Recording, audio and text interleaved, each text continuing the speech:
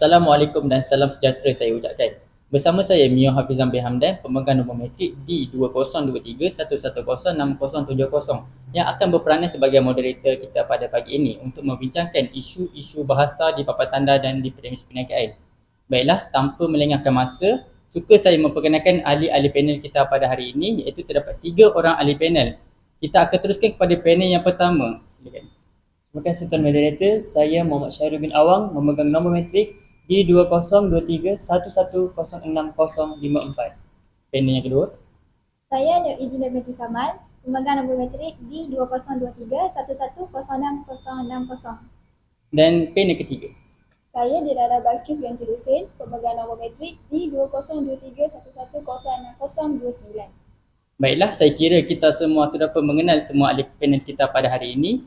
Kita akan terus kepada panel yang pertama untuk membincangkan apakah isu-isu bahasa yang terdapat di papan tanda dan di premis perniagaan. Silakan. Terima kasih Tuan Moderator. Baiklah, pada hari ini saya akan mengupas serba sedikit mengenai isu bahasa di papan tanda dan premis perniagaan.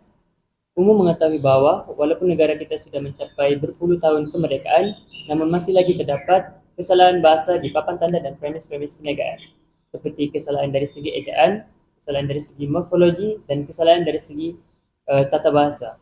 Bahkan, terdapat juga papan-papan tanda dan premis perniagaan yang dicemari dengan penggunaan bahasa asing seperti bahasa Inggeris. Antara contoh yang boleh kita lihat ialah kesalahan pada premis perniagaan, iaitu premis perniagaan klinik natal. Premis ini menggunakan perkataan klinik dengan ejaan yang salah, di mana perkataan klinik tersebut dieja menggunakan huruf K, I, L, I, N, I, K. Ejaan yang betul menurut Kamus Dewan Bahasa dan Pustaka ialah klinik, iaitu K, L, I, N, I, K. Ejaan merupakan satu elemen yang penting dalam menyampaikan sesuatu perkataan. Hal ini tidak boleh dipandang enteng oleh mana-mana pihak kerana walaupun hanya satu atau dua huruf yang dieja dengan salah, maka ianya akan mengubah keseluruhan maksud perkataan tersebut. Baiklah, seterusnya bagi kesalahan pada papan tanda, antara contoh yang kita boleh lihat ialah kesalahan pada papan tanda jalan raya yang berbunyi kanak-kanak di sekolah melintas di hadapan. Papan tanda ini mempunyai kesalahan dari segi tata bahasa, iaitu perkataan di hadapan ditulis secara rapat. Penggunaan tata bahasa yang sepatutnya ialah perkataan di dan hadapan perlulah ditulis secara terpisah. Hal ini kerana menurut buku Dewan Bahasa dan Pustaka, penulisan kata depan seperti di dan ke perlu ditulis secara terpisah daripada kata yang mengikutinya. Oleh itu, diharap agar semua pihak tidak memandang remeh terhadap masalah ini dan saling bekerjasama dalam mengatasi isu bahasa pada papan tanda dan premis perniagaan supaya bahasa kita dapat dimartabatkan sampai bila-bila. Sekian, terima kasih. Satu hujah yang begitu mantap daripada saudara Muhammad Syahrul sebentar tadi. Baiklah, kita akan terus kepada panel yang kedua. Saya tertanya apakah punca-punca menyebabkan isu-isu bahasa di papan tanda dan premis perniagaan berlaku sehingga hari ini. Boleh tak panel kedua huraikan serba sedikit tentang masalah ini? Silakan. Terima kasih Moderator Mio. Seterusnya saya akan membincangkan mengenai punca-punca berlaku kesalahan isu bahasa di papan tanda perniagaan atau premis perniagaan. Punca-punca yang pertama ialah pengguna terpengaruh dengan kesalahan bahasa dari segi persekitaran. Pada hari ini kita boleh lihat terdapat pelbagai papan tanda ataupun premis perniagaan yang menggunakan tata bahasa yang salah. Menurut Pada 1973, kesalahan bahasa ialah peraturan yang ada dalam bahasa, iaitu formal atau tidak formal. Kesalahan ini terjadi akibat beberapa faktor, antaranya faktor dialek, faktor bahasa lain, faktor bahasa Selangor dan pengaruh media massa. Hal ini menyebabkan bahasa yang digunakan sukar untuk dipahami. Kesannya, kesalahan tata bahasa boleh merosakkan seluruh struktur ayat dalam bahasa Melayu. Malah bagi mereka yang peka terhadap penggunaan bahasa Melayu ini wajar diperbetulkan dengan segera bagi mengelakkan salah tafsir dan sukar dipahami dalam penggunaan bahasa Melayu. Punca yang kedua ialah pengguna bahasa keliru atau tidak mampu memahami aspek-aspek tata bahasa yang digunakan dalam kehidupan seharian. Penggunaan bahasa keliru dengan sistem ejaan, tata bahasa dan penggunaan perkataan atau istilah yang betul dalam ayat bahasa Melayu. Hal ini dikatakan demikian kerana pengguna ini tidak menguasai bahasa dengan baik dan sempurna sepanjang tempoh 11 tahun pembelajaran di sekolah. Pengguna juga akan mudah terpengaruh dengan bahasa basah yang digunakan pada setiap hari. Kesannya, bahasa Melayu itu akan mudah dikelirukan oleh bahasa-bahasa basah yang digunakan dalam kehidupan masyarakat. Punca yang ketiga ialah perniaga yang tidak mahu menukar papan tanda yang lama kepada papan tanda yang baru. Terdapat juga papan tanda yang sudah lama tidak ditukar kepada papan tanda yang baru. Hal ini menyebabkan papan tanda itu masih mempunyai kesalahan tata bahasa Melayu dari segi ejaan yang masih lagi menggunakan sistem ejaan yang lama, malah bukan menggunakan sistem ejaan yang baru. Hal ini membuktikan bahawa kesalahan tata bahasa ini berpunca daripada sikap peniaga itu sendiri yang tidak perhatian terhadap penggunaan bahasa Melayu yang betul. Yang terakhir ialah faktor kebiasaan bahasa.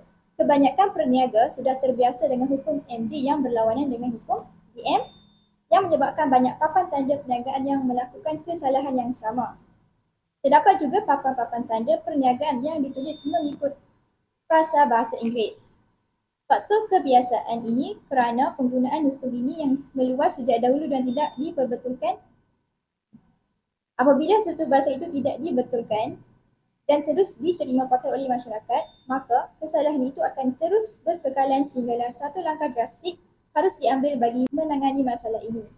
Oleh itu, terdapat banyak langkah yang perlu kita ambil bagi mengelakkan berlakunya penggunaan kesalahan tata bahasa dalam bahasa Melayu. Terima kasih. Terima kasih kepada panel yang kedua atas hujah dan huraian yang begitu mantap seperti tadi. Baiklah, tanpa melengahkan masa, kita akan terus kepada panel yang ketiga untuk menghuraikan apakah langkah-langkah yang boleh diambil oleh pelbagai pihak bagi menangani masalah ini daripada menjadi lebih buruk lagi. Silakan. Terima kasih Tuan Moderator. Seterusnya saya akan menerangkan tentang langkah menangani isu bahasa di papan tanda dan permis perniagaan. Antara langkah terbaik dalam menangani isu ini adalah dengan memperkasarkan penguatkuasaan undang-undang. Langkah ini semestinya ia akan melibatkan pihak kerajaan. Pegawai yang bertanggungjawab haruslah melakukan pemantauan terhadap setiap papan tanda dan di premis perniagaan. Jika terdapat kesalahan di papan tanda, pegawai tersebut haruslah melakukan teguran terhadap pemilik premis perniagaan tersebut. Jika teguran tersebut tidak diendahkan, tindakan yang lebih tegas harus dikenakan kepada pemilik premis perniagaan, seperti mengenakan denda atau tindakan menggugurkan papan tanda premis perniagaan tersebut. Langkah seterusnya ialah pihak kerajaan mengadakan kempen kesedaran tentang isu bahasa di papan tanda dan premis perniagaan. Kempen ini bertujuan memastikan martabat bahasa Melayu dalam kalangan masyarakat terus berkembang dan menggalakkan penggunaan bahasa Melayu yang dramatis dan berkualiti di Malaysia. Kempen ini boleh dilaksanakan melalui media massa yang merupakan satu komponen yang paling mudah dan mampu mempengaruhi minat penonton dalam menyebarkan informasi tentang isu kesalahan ejaan di papan tanda dan premis perniagaan. Kempen ini dapat dilancarkan lagi dengan kerjasama badan bukan kerajaan iaitu NGO. Dengan kerjasama ini, diharapkan isu bahasa di papan tanda dan premis perniagaan dapat dielakkan. Akhir sekali ialah langkah pendidikan. Langkah pendidikan juga mampu menangani isu bahasa di papan tanda dan premis perniagaan. Dari segi pendidikan, guru harus menitik beratkan cara penyampaian bahasa Melayu di bilik darjah, terutama sekali dalam aspek tata bahasa dalam kalangan pelajar. Perkara ini perlu dilaksanakan sejak pelajar berada di peringkat sekolah rendah lagi supaya pelajar dapat mempelajari penggunaan tata bahasa dan imbuhan yang betul, tepat dan dramatis dalam lisan dan penulisan. Selain itu, pengajaran tata bahasa membolehkan pelajar-pelajar berkomunikasi dalam bahasa Melayu dengan lebih baik dan fasih kerana ia membantu pelajar menghasilkan ayat yang dramatis dalam berkomunikasi dengan lebih berkesan. Penggunaan bahasa Melayu yang baik dan teratur dalam kalangan pelajar di sekolah dan mahasiswa di Institut Pengajian Tinggi, tidak kira awam atau swasta, perlu diberi penekanan. Oleh itu, isu bahasa di papan tanda dan premis perniagaan juga mampu diatasi dengan pendidikan yang dapat mengasah minda pelajar sejak peringkat awal persekolahan dan seterusnya menangani isu bahasa di papan tanda dan premis perniagaan kelak. Sekian daripada saya. Terima kasih. Terima kasih kepada saudari Delilah atas huraian sebentar tadi.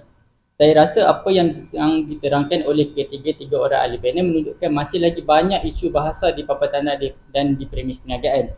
Pelbagai implikasi buruk sebenarnya akan terjadi akibat isu ini. Antaranya sudah pasti pencemaran bahasa Melayu itu sendiri. Oleh itu, apabila sesuatu bahasa itu tidak dibetulkan dan terus diguna pakai oleh masyarakat, maka kesalahan itu akan terus berkekalan sehingga langkah drastis perlulah diambil oleh pelbagai pihak.